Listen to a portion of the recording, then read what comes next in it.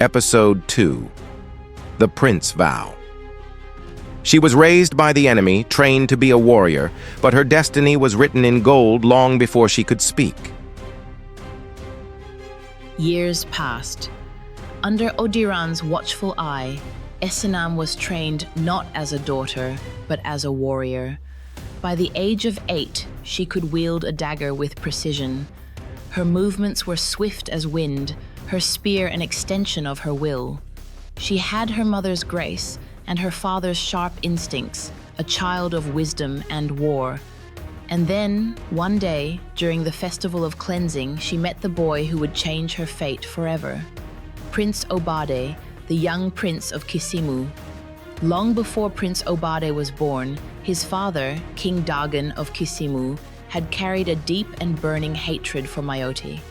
This hatred was not simply ambition, it was personal. As a young prince, Dagan had grown up in the shadow of his own father, King Irue of Kisimu, a ruthless and cunning warrior who had sought to conquer all neighboring lands.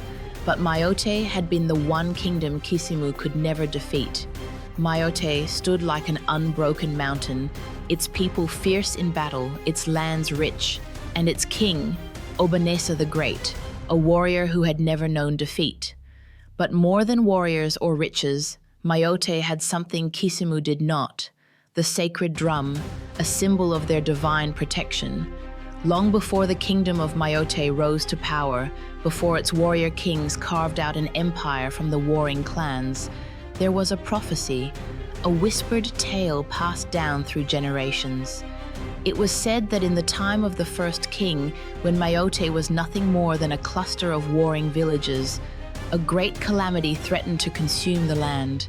Rivers dried up, the earth cracked open, and famine swept through like an unseen spirit, taking the young and old alike.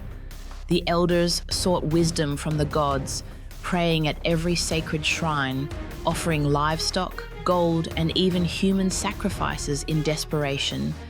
But the gods remained silent. One night, a wandering seer, clothed in robes of deep indigo and adorned with beads of cowrie and bone, arrived at the gates of what would become the heart of Mayote.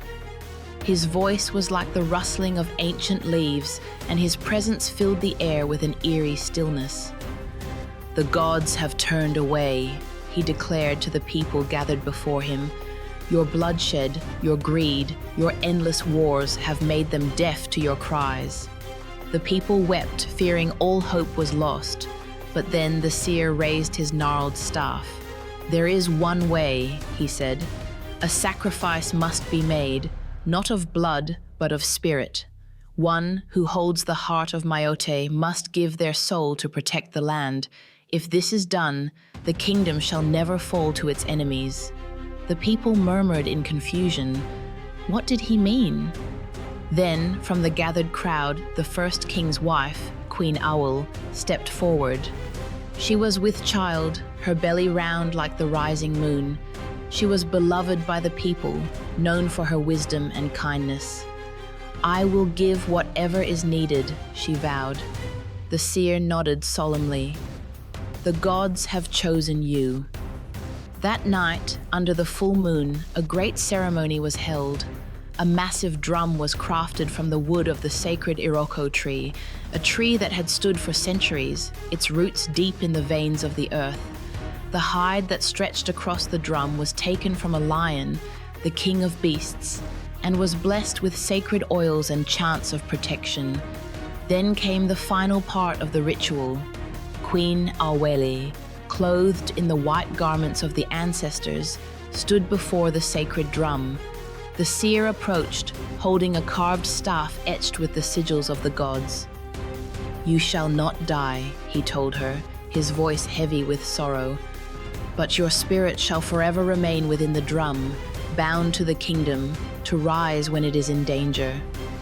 She did not flinch. As the final words of the incantation were spoken, the queen placed her hands upon the drum. A great wind howled through the kingdom, shaking the trees, rattling the homes. The sky darkened, and a bolt of lightning struck the ground before the seer. When the wind died down, the queen was gone. Only the drum remained, its surface shimmering as if it were alive. From that day forward, the people of Mayote believed that the queen's spirit dwelled within the drum. Whenever Mayote faced war, whenever enemies gathered at their borders, the drum would sound on its own, without a hand touching it. And when it was struck in battle, its echoes could be heard across the land, filling warriors with an otherworldly strength, making them faster, stronger, and fearless. Enemies feared it. Armies broke before it. The kingdom of Mayote stood for generations, unconquered. King Irue had spent his dying days whispering one thing to his son: "You must finish what I could not. You must bring Mayote to its knees. Only then will you be worthy of my throne." It became Dagon's obsession. He waged multiple wars, sent spies, and made alliances, but Mayote remained untouchable. When he finally ascended the throne, he promised himself that his son, his heir, would be the one to bring Mayote down if he could not. But fate played a cruel trick on him. King Dagon's first wife, Queen Abini, was his true love. She was not only a princess from a noble house, but also a woman of great wisdom and strength. When she gave birth to a son, Prince Obade, Dagon was overjoyed. "He will be strong," he said, holding the infant prince in his arms. "He will bring me Mayote." Dagon trained his son from infancy to become the warrior and ruler Kisimu needed.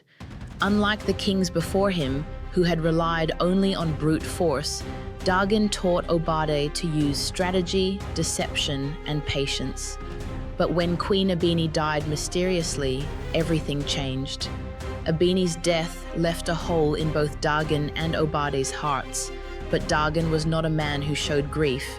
Instead, he became colder, crueler, and more distant, pouring all his efforts into ruling and war. Obade, only 4 years old, longed for his father's warmth, but was instead raised in a world of expectations, strict training, and discipline. His only moments of tenderness were in his dreams, where he still remembered his mother's embrace. Despite this, he adored his father. He saw Dagon not as a cold man, but as a strong king, someone who was too busy preparing him for greatness. He wanted nothing more than to make him proud. One night, as he sat in his father's chamber, the young prince asked, "Father, why do you always look towards Mayote's lands?" Dagon, who had been staring out into the distance, turned to his son. He sighed, something rare for him. "Because it was stolen from us. It belongs to us, but they refuse to see it." Obade frowned. "Then why don't you take it?" Dagon chuckled at his son's innocence. "Because Mayote is protected.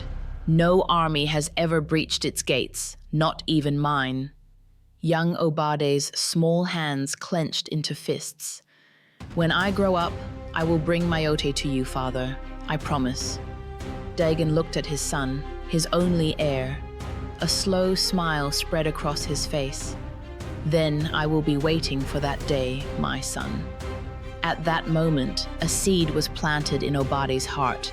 It was not just a child's promise, it was a vow that would define his life. From that night on, Obade trained harder than any prince before him. He was raised not just to be a warrior, but a strategist, someone who could win a war before ever stepping onto the battlefield. He studied the art of deception, how to turn enemies into allies and allies into pawns. He learned how to sow discord within enemy ranks. He was taught to kill with both the sword and the mind. By the time he was 10 years old, he was one of the best young warriors in Kisimu, but his father still never praised him openly. "A king does not need praise, only results," Dagon would say. Yet, Obade craved his approval. Every battle, every strategy, every skill he mastered, he did it to become the son his father wanted him to be. At the age of 10, Obade traveled alone with his guards for the festival of cleansing, where the people of Mayote and Kisimu laid down their arms and gathered in uneasy peace to honor the land and its spirits. There he met a little girl who was skillful as a warrior. Her name is Esinam. Esinam had never been to the festival before. The streets were alive with music and laughter, women in brightly colored wrappers dancing to the steady beat of drums. Incense filled the air, mingling with the rich scent of roasted meat. She had wandered off, drawn by the sight of the river that divided the two kingdoms. That was when she saw him, a boy, barely 10, standing alone by the riverbank. He wore deep blue robes embroidered with silver, the royal colors of Kisimu. His gaze was distant, his posture proud. His name was Prince Obade. She didn't know who he was, not at first. She stepped forward with a smile. "Do you want to play?"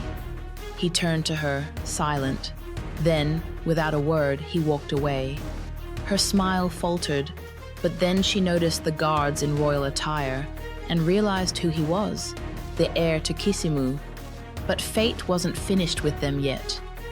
That evening, as she was heading back to her parents, she overheard voices in the shadows, warriors speaking in hushed tones.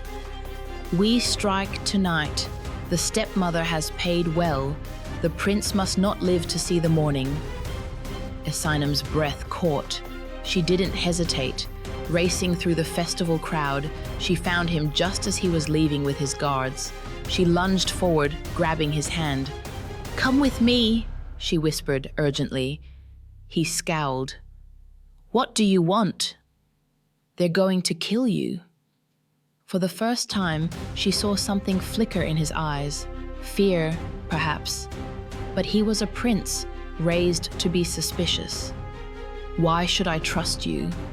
"Because I don't want you dead."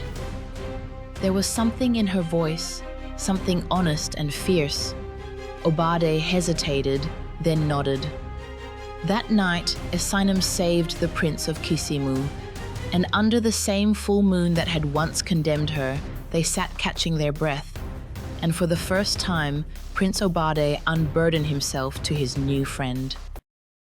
He spoke of Queen Abeni, his late mother, who had died mysteriously when he was just 4, his stepmother's hatred for him, and his father's coldness.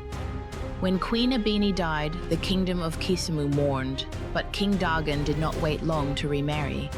Many believed he did so out of necessity rather than love. He needed a queen to maintain stability, and he needed more sons. His new wife, Queen Jemba, was the daughter of a powerful noble house. Unlike Abeni, who had been wise and kind, Jemba was ambitious, manipulative, and fiercely protective of her own interests. Jemba knew that Obade was the rightful heir, but she also knew that her own future depended on securing the throne for her own child. Her prayers were answered when she gave birth to a son, Prince Adiro. With Adiro's birth, the struggle for power in Kisimu began. Obade was still just a boy when his father remarried, but he was old enough to understand one thing. His stepmother did not love him, nor did she want him to succeed. Jemba worked tirelessly to poison the court and his father against him, but Obade, having grown up in his father's cold and ruthless world, saw through her. He learned early that if he wanted to survive, he had to be smarter than his enemies. He gained the loyalty of his father's most trusted men, showing them that he was the true heir. He made himself indispensable to his father, proving that he was the only one capable of fulfilling the king's dream of conquering Mayote. Prince Obade had grown up under impossible expectations, discipline, training, duty, but never love. Esinam listened with a quiet sorrow in her eyes. Then she made a vow. "I will always protect you, Prince Obade." He looked at her, saw the fierce determination in her eyes, and for the first time felt something stronger than ambition, loyalty, friendship, and a connection he did not yet understand. "And I will make sure no one ever harms you," he told her.